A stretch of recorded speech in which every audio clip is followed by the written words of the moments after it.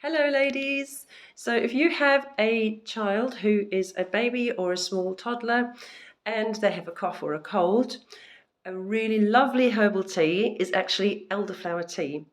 And the reason is that it tastes so sweet, so you have a lot of compliance from children, and you also have that wonderful cleaning of the catarrh and the buildup of mucus in their sinuses and nasal cavities.